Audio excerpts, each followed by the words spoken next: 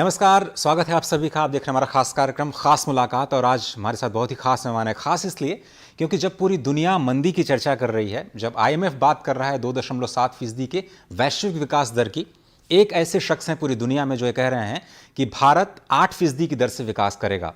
मेरे साथ हैं पद्म भूषण प्रोफेसर अरविंद पानागढ़िया। बहुत बहुत धन्यवाद सर वक्त निकालने के लिए। धन्यवाद। सब लोग तो ये कह रहे हैं कि वैश्विक मंदी का दौर है, बहुत सारे जो कंट्रीज़ हैं रिसेशन में जाने वाले हैं। चीन, अमेरिका, यूके जैसी बड़ी इकॉनमीज़, यूरोजोन से बहुत अच्छी खबरें नहीं आ रही पूरी दुनिया के लिए। आप इतने आशान्वित क्यों हैं, क्यों इतना होपफुल हैं इंडिया को लेकर के, इंडियन इकॉनमी को लेकर? 8% का जो आंकड़ा है वो कहाँ से आप डिराइव कर रहे हैं सर? देखिए, इसमें थोड़ा सा हमारा अपना हाल ही का जो इतिहास है, आर्थिक इतिहास, उसको देख लें कि कोविड का जो पहला साल हुआ 2021 का जो फाइनेंशियल ईयर था, उसमें हमारी जीडीपी जो है 6.6%, 6.6% गिर गया। सभी देशों, कई बड़े देशों का हुआ, करीब करीब ऐसा ही हुआ, पर अन्य देशों के मुकाबले में हमने बहुत तेज़ी से रिकवर किया। अगले साल जब आया सो 21-22 का जो साल आया, उसमें हमारी ग्रोथ रेट, वृद्धि दर 8.7% रही। सो किसी भी और देश की इतनी वृद्धि दर नहीं रही। अब जो इस साल में है 22 जो 2022-23 का जो साल है, उसमें जो पहला तिमाही है हमारा, उसमें हमारी ऑलरेडी 13.5% ग्रोथ रेट ऑलरेडी हो चुकी है। अब सवाल ये उठता है कि बाकी जो 3 तिमाहियाँ और बची हैं, उनमें हमारी वृद्धि दर क्या रहती है। तो मैं ऐसा मानता हूं कि कम से कम दूसरा जो तिमाही आएगा, दूसरा जो क्वार्टर आने वाला है, जिसके डेटा हमारे पास अभी नहीं आए हैं पर इस महीने के अंत में आएंगे, मेरा मानना है कि अभी भी जो है हमारा बेस इस क्वार्टर में पिछले साल जो था वो काफ़ी लो है। तो उस पे हमारा 8% ग्रोथ कर पाना सेकेंड क्वार्टर में, दूसरे तिमाही में काफ़ी संभव है। तो अगर 13.5 पहले में हो गया, 8% इसमें हो जाता है, तो बाकी दो में अगर हम 5 या 5.5% भी ग्रोथ करते हैं तो ये 8% बन जाता है।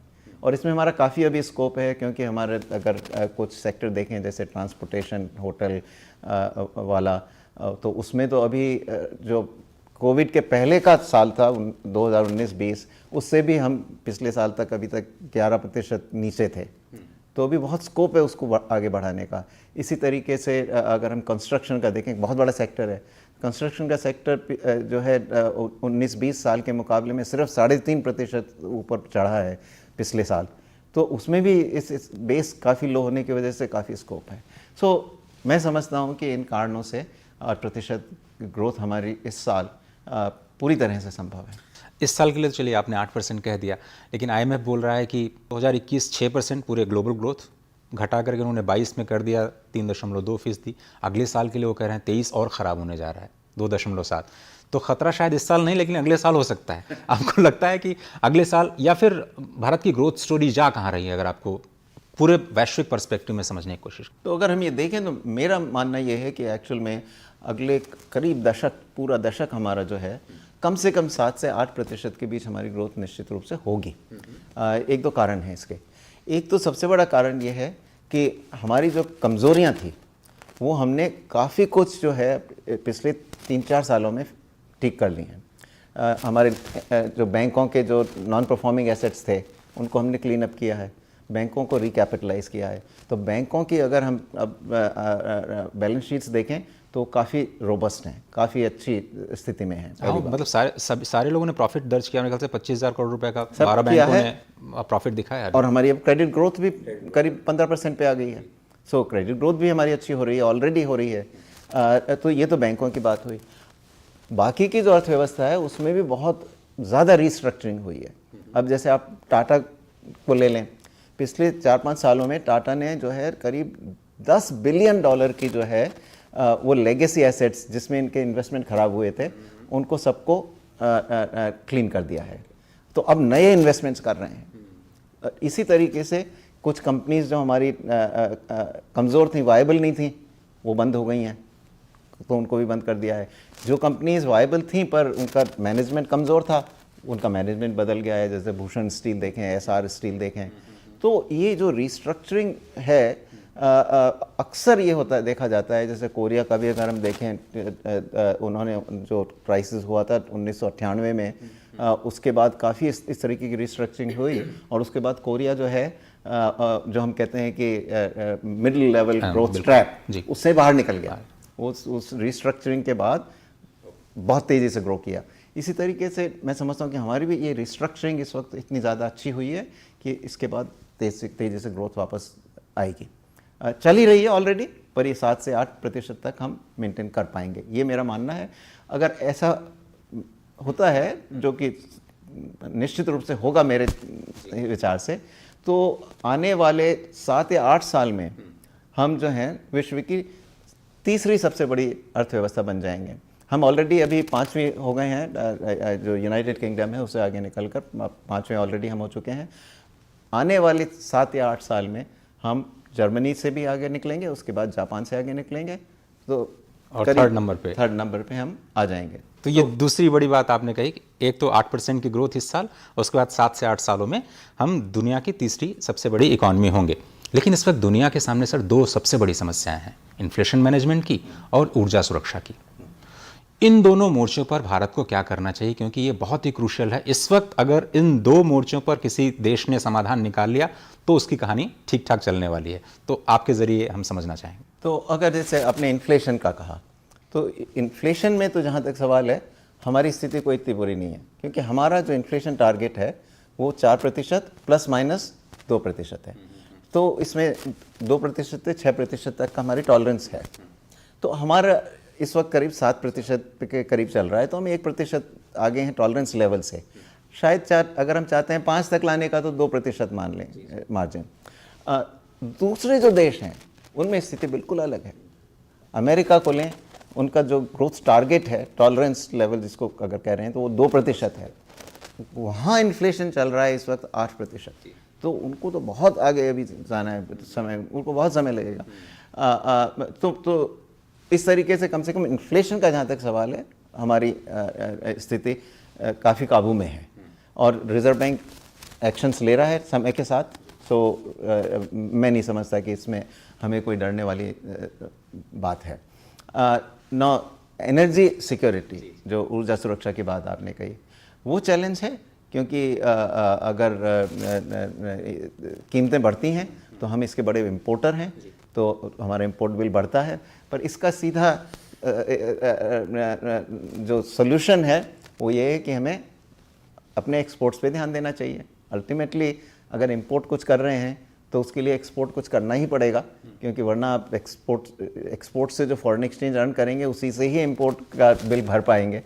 तो इसलिए हमें एक्सपोर्ट्स पे ध्यान देना चाहिए। इसका मतलब हमें एक्सचेंज रेट पे ध्यान देना चाहिए, क्योंकि अभी जो है, क्योंकि जो इंटरेस्ट रेट्स हैं वो अमेरिका में और यूरोप में बढ़ रही हैं, तो उसकी वजह से काफ़ी कैपिटल बाहर जा रही है, तो और सारी कंट्रीज़ की जो करेंसीज़ हैं वो डिप्रिशिएट हो रही हैं। तो हमारे उससे उसका सीधा मुद्दा ये है कि अगर जब दूसरी कंट्री की करेंसी सस्ती हो जाती हैं तो उनका सामान भी सस्ता हो जाता है। तो अगर हम हमारी करेंसी को नहीं डिप्रिशिएट होने देंगे तो हमारा सामान रिलेटिवली महंगा हो जाएगा, तो फिर एक्सपोर्ट नहीं हो पाएंगे। तो इसलिए हमें भी अपनी करेंसी को थोड़ा डिप्रिशिएट होने देना चाहिए, जो अब रिजर्व बैंक कर रहा है। तो करीब हम 83 रुपये पर डॉलर पे चले गए हैं।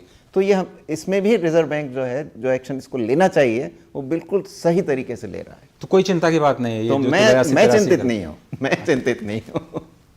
अर्थशास्त्र की इतनी जो उलझी हुई बातें हैं, इतना आप सरल तरीके से लोगों के सामने रख देते हैं, लेकिन आप हमेशा से क्या अर्थशास्त्री बनना चाहते थे? मैं सुना आपने कहीं पढ़ा कि आपके पिताजी आपको IAS बनाना चाहते थे। उनका क्या बैकग्राउंड था, थोड़ा सा अगर बता पाएँ अपने, क्योंकि जयपुर के एक छोटे से गांव से अमेरिका के कोलंबिया यूनिवर्सिटी तक का सफ़र इतना आसान तो नहीं रहा होगा सर। हाँ, नहीं, वो तो आपने बैकग्राउंड पूछा इसका, तो हमारी जनरेशन में तो जो माता पिता होते थे उनका बड़ा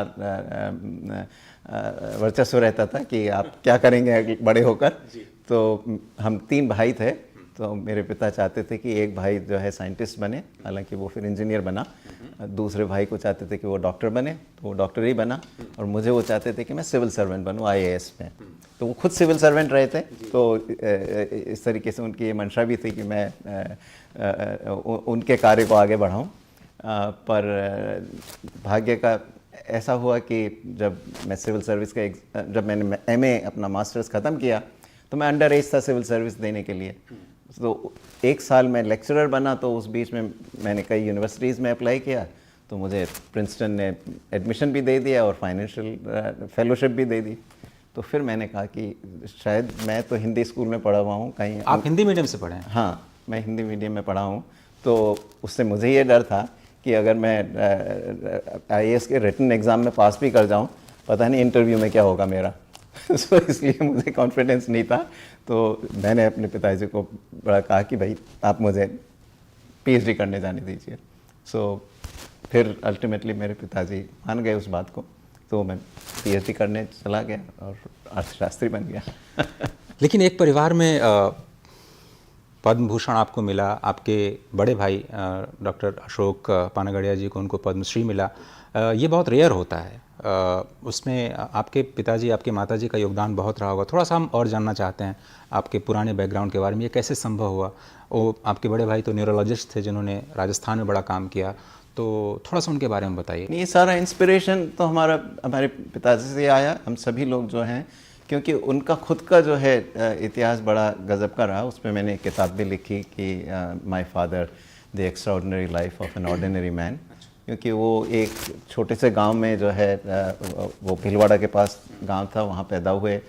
5 साल की उम्र में उनके पिता का देहांत हो गया, उसके बाद 14 साल की उम्र में उनकी माता भी चल बसी। तो सारा वो सेल्फ मेड थे, उन्होंने खुद अपनी पढ़ाई करी। ऐसे भी वाक़े आए जब वो 10-10 मील पैदल चल के गए। तो वही ट्रेनिंग फिर उन्होंने हमें भी दी। वो जब हमें स्कूल जाना होता था तो स्कूल 2 मील दूर था, तो 2 मील आना 2 मील जाना। तो हमारी माताजी हैं, वो उनका दिल जो है वो सॉफ्ट था, तो उनको बड़ा लगता था, पर पिताजी कहते थे नहीं, इनको जाने दो। तो आप मतलब 45 मिनट 1 घंटे चल के जाते थे स्कूल? तो हम तीनों भाई साथ निकलते थे, फिर शाम, फिर बाद में स्कूल ख़त्म होने के बाद तीनों साथ वापस आते थे, वॉक करते थे। तो उनका ट्रेनिंग भी रहा। फिर उनको वो हमें जब एग्ज़ाम्स टेस्ट वगैरह होते थे, हर टेस्ट का, हर एग्ज़ाम का जब पेपर आता था शाम को, अच्छा पेपर लाओ, क्या क्या सवाल थे, तो वो सारा हमारा मॉनिटरिंग बहुत क्लोजली किया करते थे। तो उन्होंने एम्बिशन भी हमारे में डाली इस तरीके से, और मोटिवेट भी किया। तो उसी तरीके से आई थिंक। तो क्या आप भी उसी तरह, आप भी उतने स्ट्रिक्ट हैं अपने जो 2 सुपुत्र हैं उनको लेकर के? आपका क्या नज़रिया है? नहीं, अब समय बदल चुका है। तो हमारा अपने बच्चों पे कोई वर्चस्व नहीं है। पर एक बात ये ज़रूर है, मैंने ये देखा, जो मेरा अनुभव रहा है वो ये है कि बच्चे अपने माता पिता को बड़े ध्यान से ऑब्ज़र्व करते हैं, तो उनकी जो वैल्यूज़ जो करते हैं उनको इम्बाइब अपने में करते हैं। तो बिना कुछ कहे हुए भी जो है कई सारी अच्छी वैल्यूज़ बच्चे अपने आप ही वो संस्कार के रूप में चले जाते हैं, वो ले लेते हैं। वो तो हम देख रहे हैं सर, क्योंकि आपका अपना खुद का स्वभाव इतना संवेदनशील है कि कितना सहज, आप इतनी ऊंचाई पर पहुंचकर भी इतनी सरलता और सहजता के साथ जो संवाद करते हैं वो हम सभी को छू जाता है। उसके लिए बहुत धन्यवाद एक बार फिर से। लेकिन वापस मुझे अर्थशास्त्र की तरफ आना पड़ेगा, जो हमारे सब्जेक्ट, मतलब आपकी एक्सपर्टीज़ भी है। एफटीएस का मामला मैं आपसे समझना चाहता हूँ, आप उस पर भी एक्सपर्टीज़ रखते हैं। भारत का ये जो अप्रोच है एफटीए को लेकर, हमने ऑस्ट्रेलिया के साथ किया, यूएई के साथ किया, अब हम गल्फ काउंसिल के साथ अगले महीने शायद शुरू कर देंगे, शायद यूके मार्च तक उम्मीद है।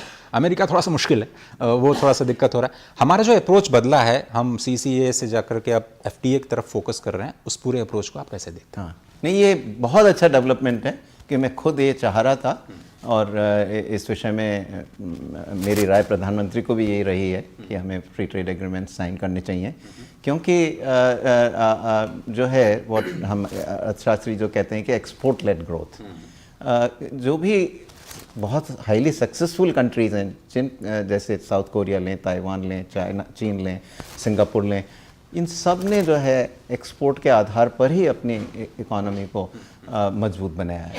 तो डोमेस्टिक इकोनॉमी भी हेल्प कर सकती है, करती ही है, पर एक्सपोर्ट्स तो बहुत इम्पोर्टेंट हैं ही। इसलिए उस बात को ध्यान में रखते हुए और एक बात और भी है कि अब जियोपॉलिटिकल सिचुएशन ऐसी हुई है कि हमें चीन से थोड़ा सा दूर हटना है। तो अगर चीन से दूर हटना है और एक्सपोर्ट्स भी बढ़ाते रहना है तो उसके लिए FTA बेस्ट है, क्योंकि हम ऐसे देशों के साथ जो है हमारा FTA साइन करें जिनसे हमारे दूसरी तरीके से भी जियोपॉलिटिकल तरीके से भी तालमेल हो। तो इसमें हम यूनाइटेड किंगडम के साथ कर रहे हैं इस वक्त, इसी तरीके से अगला शायद यूरोपियन यूनियन के साथ करें, वो थोड़ा मुश्किल पड़े क्योंकि काफ़ी बड़ा मार्केट है वो, पर वो बड़ा होने उभरती शक्ति है। वही स्थिति अब हमारी है, क्योंकि अब जहाँ तक वेस्टर्न वर्ल्ड का सवाल है, पश्चिमी देशों का सवाल है, उनके संबंध जो हैं चीन से काफ़ी कम हो गए हैं, बल्कि एडवर्सोरियल हो गया है ऑलमोस्ट, तो इसमें और ये सारी एडवर्सिटी जो है वो एशिया में है। तो एशिया में इन पश्चिमी राष्ट्रों के लिए अब एक अलाइ बहुत ज़रूरी है, और वो कौन होगा, काउंटर बैलेंस कौन होगा, वो इंडिया ही है, भारत ही जो है काउंटर बैलेंस होगा। और इसलिए पूरा एशियन में पावर बैलेंस में जो है इंडिया अब बहुत अहम भूमिका रहेगी। और इसके साथ ही क्योंकि अब इंडिया ऑलरेडी 5वीं अर्थव्यवस्था तो हो ही गई है और अगले 7-8 साल में तीसरे लेवल की अर्थव्यवस्था हो जाएगी, तो आर्थिक दृष्टि से भी इंडिया का वेट काफ़ी बढ़ जाएगा। इन सब कारणों से इस वक्त हमारी जो है वैश्विक स्तर पे आवाज़ बहुत महत्व रखती है। काफ़ी लंबे अरसे से आप प्रधानमंत्री मोदी को देख रहे हैं, मुख्यमंत्री के तौर पर भी, उसके बाद प्रधानमंत्री के तौर पर आपने खुद उनके अंडर वाइस चेयर की तरह नीति आयोग की कमान संभाली 2015 में जब पहली बार नीति आयोग बना। प्रधानमंत्री की अर्थनीति को आप किस तरह से देखते हैं? इकोनॉमिक मोर्चे पर उनकी जो पॉलिसीज़ हैं उनको आप कैसे असेस करते हैं? प्रधानमंत्री जो है बहुत होलिस्टिक थिंकिंग रखते हैं, यानी कि सभी आयामों पर वो ध्यान देते हैं, सिर्फ ग्रोथ नहीं, ग्रोथ में वो बहुत विश्वास रखते हैं, आर्थिक सुधारों में बहुत विश्वास रखते हैं, और उन्होंने इसमें ही has walk the talk as we say in English. पर इसके अलावा जो है वो ये चाहते हैं कि सभी रीजन्स का विकास हो।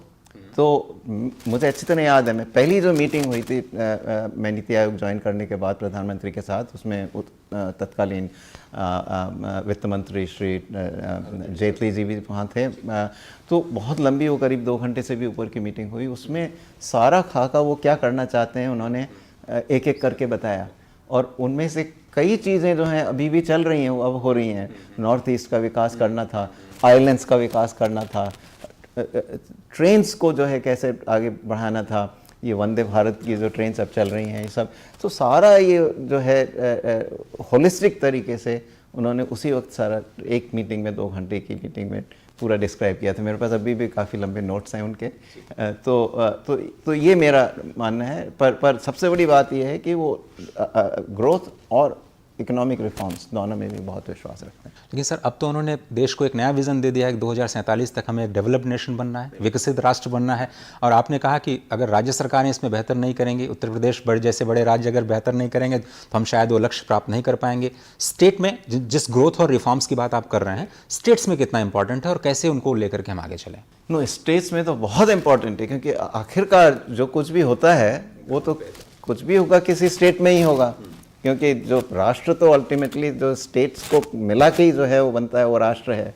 तो हर स्टेट को अपना योगदान देना होगा, और इसलिए कई चीज़ें जो हैं, आप ये देखिए कि कई मुद्दे ऐसे हैं जिनमें स्टेट्स के बिना आगे हम नहीं बढ़ सकते, और इसमें हमारी थोड़ी मुश्किलें आ रही हैं, मैं मानता हूँ इस बात को, क्योंकि स्टेट्स में हमें ध्यान देना चाहिए, क्योंकि जो आर्थिक ट्रांसफॉर्मेशन होता है, इकोनॉमिक ट्रांसफॉर्मेशन, उसमें एक सबसे बड़ा हिस्सा जो है वो है अर्बनाइजेशन, शहरीकरण। तो शहरीकरण तो केंद्रीय सरकार नहीं कर सकती, शहरीकरण का। इस वक्त की एक बड़ी खबर दिल्ली से आ रही है। बीजेपी की केंद्रीय चुनाव समिति की बैठक में हिस्सा लेने के लिए प्रधानमंत्री